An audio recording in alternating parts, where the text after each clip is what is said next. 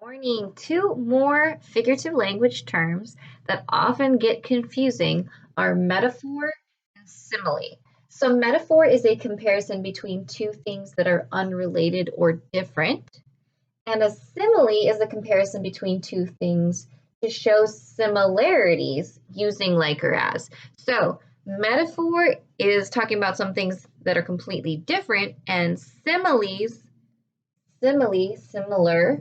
are showing similarities between two things. So an example of a metaphor is the snow is a white blanket. So the snow in this instance looks like a white blanket.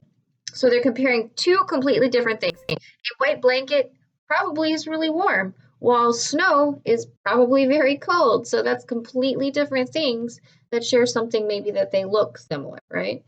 And then you have simile, a comparison between two things showing similarities. So as cute as a kitten. So we know a kitten is cute. Some people don't like kittens. I'm not sure who, because they're adorable.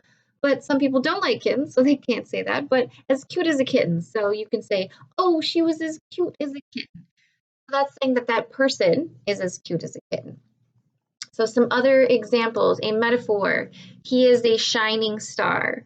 So a person, a man, a male, a boy, is not a star in any way, but to say they are a shining star means that they're bright, that you can see them, that you want to look at them, that people choose to look at it, right?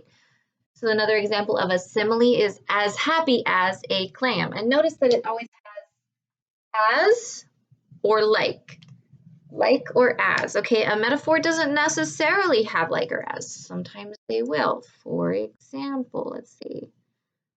They have as. Tom's eyes were ice as he stared at her. But that is not the comparison using as. So you might have the word as in it, but that doesn't mean it's a simile. They're comparing Tom's eyes and ice.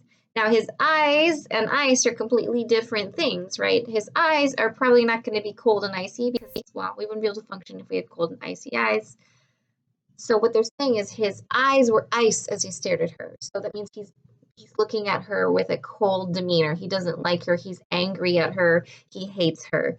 So ice, right? To be cold towards someone. So that's a metaphor. Another simile is as light as a feather. So that's comparing lightness, like being light, and a feather. And those are very understandably easy to compare with each other. Another metaphor is the children were flowers grown in concrete gardens. So were the children flowers? No, but what does that mean? That they were able to grow in a concrete garden. And once again, a concrete garden is actually kind of like a city, right? A city has a bunch of concrete. So instead of flower growing in the grass, a child is growing like a flower in a city.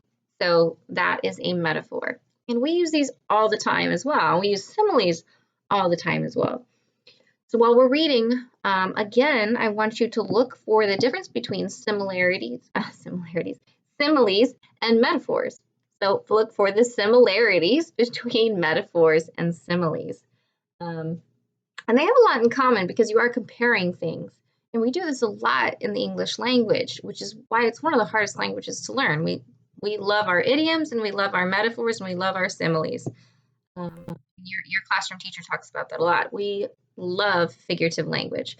So you guys use it regularly. You read it regularly. You see it in the news regularly. Our parents use it. So when we're reading, I want you to look out for similes and metaphors. And I'll see you next time. We only have a couple more terms left.